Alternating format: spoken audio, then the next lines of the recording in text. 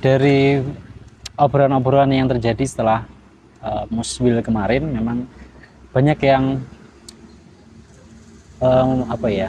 sebenarnya ada yang menyayangkan juga kenapa beliau ini naik ke BBM, karena banyak yang berharap beliau melanjutkan lah paling enggak 1 periode lagi kan kepemimpinan beliau, supaya untuk lebih mendeliver program-program yang belum terlaksana sebelumnya. Dan ada juga yang mengatakan ketika beliau ini naik, ini kayak krisis tokoh untuk jadi ketua PDM. Nah, sebenarnya dari situ saya agak kurang sepakat sih kita disebut krisis tokoh ini, karena kita ini melihatnya itu dari mana dulu nih perspektif, ibarat kacamatanya itu pakai kacamata apa. Kalau dari kacamata perkaderan sebenarnya kita itu enggak krisis, ada banyak sekali calon-calon yang berpotensi ya untuk menjadi ketua ya terutama, tapi karena ketua ini yang memilih adalah formatur, jadi kita mungkin lebih menyebutnya adalah pimpinan daerah nanti ya, karena formatur ini nanti yang milih ketua kan, bukan peserta musyawarah yang milih ketua kan, formaturnya. Nah, di Muhammadiyah sendiri saya itu concern di 2 hal. Pertama dari sisi perkaderan, yang kedua dari sisi keilmuan. Keilmuan pun mungkin saya lebih terbatas ke sejarah dan ideologi ya, bukan fikih atau apa, karena fikih dan lain-lain ada sendiri. Dari perspektif perkaderan, calon kita banyak loh. Maksudnya untuk menjadi ketua PDM itu calonnya sangat banyak. Misal ya, saya nyebut nama misalnya Pak Zainal Arifin misalnya. Beliau itu sangat senior di Muhammadiyah, bahkan sudah ada di struktur ketika kota kabupaten itu masih jadi 1.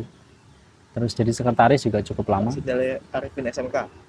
Zainal Arifin sekarang sekretaris. Oh iya. Beliau pernah jadi ketua Ortom, ketua pemuda. Aktif di Tapak Suci. Banyak lah maksudnya. Terus ada lagi Pak Sunan. Pak Sunan itu juga pernah jadi ketua pemuda. Terus aktif di PCM, juga aktif di AUMKes terutama ya. Saya kira karena beliau aktif di AUMKes juga mengerti banyak hal kan tentang urusan-urusan yang berkaitan dengan AUM kesehatan gitu. Terus siapa lagi ya? Yang lebih muda dari beliau ada Pak Mukiman. Pak Mukiman juga ketua pemuda Muhammadiyah. Bahkan termasuk yang merintis IPM Blitar awal-awal ya. IPM kan sempat berubah jadi IRM, terus sempat balik lagi jadi IPM. Beliau ini termasuk yang merintis dan pernah jadi ketua pemuda. Itu dari sisi Ortom ya, perkaderan, aspek perkaderan, hierarkis perkaderan dari Ortom. Ada banyak sekali. Ada banyak Pak. Selain Pak Mukiman ada misalnya setelah itu ketua pemudanya adalah Pak Basori. Setelah Pak Basori ada yang baru saja domisilinya itu Pak Irfai. Itu kan kader-kader semua tuh, dan secara hierarkis juga double. Aktif di PM, aktif di HW, aktif di pemuda. Kurang apa lagi sebagai profiling. Itu baru dari hierarkis perkaderan yang sifatnya Ortom. Belum yang hierarkis PCM, ranting PCM. Kan banyak sekali kan ketua-ketua PCM yang kemudian bisa direkomendasikan untuk jadi pimpinan, 13 pimpinan. Memang kursinya cuma 13, jadi kan sangat terbatas untuk menampung banyaknya potensi kader. Kita itu tidak kekurangan tokoh sebenarnya. Kita itu mungkin stok sosok itu banyak. Yang kurang itu mungkin stok kepercayaan. Kepercayaan diri. Ya, kepercayaan diri dan kepercayaan pada orang-orang yang tersedia. Nah, makanya ini kan juga perlu untuk didiskusikan lagi kan, bahwa sebenarnya kalau melihat dari perspektif perkaderan secara hierarkis itu banyak sekali sih calon-calon yang tersedia gitu. Lalu mungkin apa sih Mas yang membuat orang-orang, mungkin peserta, kurang menaruh kepercayaannya kepada sosok-sosok seperti itu? Pertama, kita harus tahu dulu bahwa organisasi itu artinya organ ya. Jadi sebenarnya ketua itu sifatnya hanya formal administratifnya loh. Kayak kemarin Pak, siapa yang ketua PBM terbaru, Pak Dr. Sukadiono gitu kan. Beliau jadi ketua, tapi tetap keputusan kan juga diambil oleh pimpinan kolektif kolegial. Jadi sebenarnya pemahaman kita terhadap organisasi itu harus by system. Jadi kalau sistem jalan, ketua siapapun itu sebenarnya nggak terlalu ngaruh sih, karena kan yang jalan sistem ya. Nah, ketidakpercayaan itu muncul salah satunya ya karena satu tadi ya, mungkin kita perspektif keorganisasiannya belum kita kuatkan. Yang kedua, ketergantungan kita pada figur itu yang kadang-kadang membuat kita takut gitu. Misalnya kayak kamu lah, atau di PM patron figur. Misalnya kamu di PM ini, nanti kalau Mas ini nggak jadi ketua, gimana ya kondisinya? Pasti akan kacau. Padahal namanya organisasi kan sistemnya yang jalan. Siapapun yang akan menggantikan itu ketika sistemnya bagus ya, itu kan no problem ya. Will be okay. Kayak di Amerika itu mau presidennya kayak apapun kan birokrasinya tetap kayak gitu, tetap jalan. Harusnya seperti itu organisasi itu. Jadi sistem yang jalan. Jadi kalau kamu tanya siapa nanti ketua PDM-nya, menurutku siapa saja bisa kan. Jadi yang sekarang tersedia 13 yang ada untuk kemudian tinggal 12 ya, mungkin 12 itu juga nggak semuanya yang bersedia lagi karena mungkin faktor umur dan sebagainya. Terus memilih salah satu itu saya kira juga oke aja sih. Jadi nggak terlalu sebenarnya nggak segawat yang kita pikirkan. Nah, cuman sistemnya ini udah jalan belum? Itu kan yang jadi pertanyaan.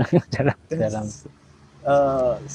Gimana sistem yang ada di PDM Kabupaten Blitar? Nah, itu sebenarnya terjawab nanti pas kita musda. Tapi hal ini bisa jadi masukan. Makanya kemarin saya juga nulis tentang perkaderan itu apa? Supaya Ortom itu mulai mengusulkan ke Panlih. Sebenarnya nggak masalah loh itu. Jadi kan nanti musda itu kan ada dua ya. Satu ketua panitia musda yang menyelenggarakan kepanitiaan dan sebagainya. Yang kedua adalah panitia pemilihan yang khusus untuk menyeleksi calon-calon yang mengurusi. Biasanya sebelum ada calon itu ada bakal calon. Nah, Panlih ini sebenarnya perlu untuk dapat masukan, terutama dari Ortom. Ini penting karena supaya Ortom nanti misalnya kayak pemuda ya, ada salah satu tokoh misalnya yang kemudian saya dulu adalah aktivis pemuda ya. Kalau dia nggak disuruhkan sama pemuda, berarti kan diragukan dong. Ini validasinya mana? Tapi sementara di Muhammadiyah itu namanya kepemimpinan itu diusulkan. Nggak ada orang yang mengusulkan diri, Mas, kayak saya misalnya, terus Pak saya pengen di majelis ini, kan nggak bisa. Kalau saya nanti nggak diminta untuk di majelis ya saya nggak jadi apa-apa kan. Ya memang seperti itu konsepnya. Budayanya, dan budaya itu bagus.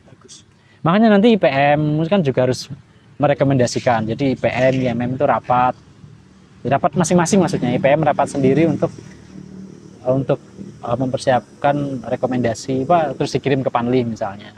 Panlih kami merekomendasikan beberapa nama dari senior kami, namanya Pak ini. Ini nanti bisa double loh.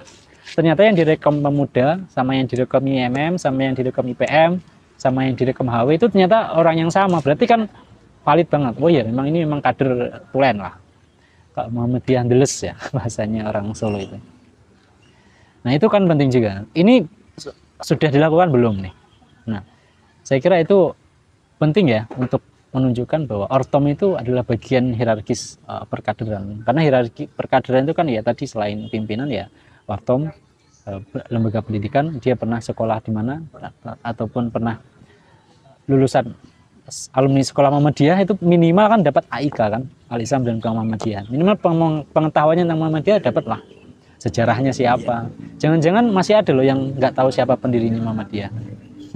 terus apa enggak sejarah singkatnya, hierarkisnya Muhammadiyah itu banyak yang belum tahu, misalnya pimpinan cabang, ranting apa, bahkan sampai sekarang masih ada yang menyebut dewan pimpinan daerah misalnya, DPD ya. Kita kan hal sederhana yang sebenarnya penting juga untuk di. Nah kalau sesuai tulisannya Pak Daya di PBMU yang waktu itu sempat ramai untuk memilih calon berdasarkan Bayani Burhani Irfani. Itu maksudnya apa? Nah itu ya memang ada pro kontra sih, karena itu biasanya digunakan untuk istimbat hukum ya, untuk apa memutuskan suatu hukum. Ketika itu ditransfer untuk memilih ketua, sederhananya begini, Bayani itu adalah rekam jejak secara formalnya. Jadi kalau Bayani itu artinya kan kalau dalam istimbatul hukum kan teksnya nih, ada nggak Qurannya, ayat Qurannya, hadisnya. Iya. Nah, kalau mau nyeleksi kader gimana? Oh dia beneran punya NBM nggak? Kira-kira gitu kan. Terus punya kartu anggota IPM apa punya kartu anggota IMM atau pernah? Harus tekstual. Teksnya lah, Teksnya. formalnya lah. Formal. Terus pernah jadi apa, jadi bidang apa, atau pernah jadi ketua, atau pernah jadi sekretaris. Ya itu bayani. Itu bayaninya. Kalau burhaninya itu lebih ke gagasan dia. Kan jadi pimpinan belum tentu punya gagasan kan. Ya mohon maaf ya. Iya. Apa pendapatmu tentang Muhammadiyah ke depan? Oh begini nih, wah ini aspek bayaninya. Wah ideologinya bagus ya. Oh iya. Hafalan Qurannya banyak misalnya. Terus apa? Oh ya pemahamannya terhadap isu ini, cara membangun ini ternyata bagus Ke juga. pemikirannya. Gagasan idenya. Nah kalau Irfan ini sebenarnya lebih lucu. Ini by insting dan hati nurani kan. Jadi kita nggak kenal siapa dia, nggak pernah, mungkin nggak pernah kelihatan. Tapi kayaknya ini orang baik nih. Ini memang orang yang punya misi untuk menjadi pimpinan yang baik, dan dia mungkin juga punya pengalaman meskipun di organisasi yang berbeda. Tapi dia niatnya tulus nih. Nah ini sebenarnya main insting kan. Itu Irfani, ya hati nurani lah, kepekaan hati nurani. Makanya dalam istimbatul hukum itu kayak tahlilan. Tahlilan itu kalau dipandang dari sisi bayani, adanya tahlil. Baca tahlil itu ada. Tapi tahlilannya kan nggak ada. Tapi kalau dari konteks Irfani kan ya tetap masuk kan. Oh iya, karena itu bagian dari ukhuwah, silaturahim, mungkin sedekah ya kalau untuk ini kan masuk lah kalau dari sisi Irfan. Sehingga menurut saya ya segera saja ya, terutama pemuda Muhammadiyah ini karena yang paling dekat sama PDM untuk lekas membuat rekomendasi. Dan kalau bisa memang rekomendasi itu yang dulu pernah jadi ketua. Supaya ini loh, supaya apa ya, tanggung jawab hierarkisnya itu dapat. Karena kalau sehebat apapun misalnya kayak kamu itu pinter banget ya, tapi kalau nggak direkomendasikan kan juga sungkan. Exactly. Dan sekarang aku mau nyalon lah jadi Permata kan nggak harus direkomendasikan. Orto mempunyai peran besar itu. Besar sekali. Ortom itu perannya sangat besar dan harus didengar nih. Karena kalau Ortom nggak didengar dan nggak diperhatikan, udah mati nih masa depan. Siapa yang mau duduk ini kalau bukan Ortom ini? Aum saya kira ya seperti yang kita bahas itu memang bukan tempatnya berkaderan. Aum itu adalah tempat untuk pelayanan itu lebih ke ini. Kalau yang benar-benar perkaderan real, terutama pimpinan itu ya diambilnya dari Ortom. Jadi untuk calon banyak, kita nggak perlu khawatir untuk itu ya. Oke, terima kasih Mas Mari.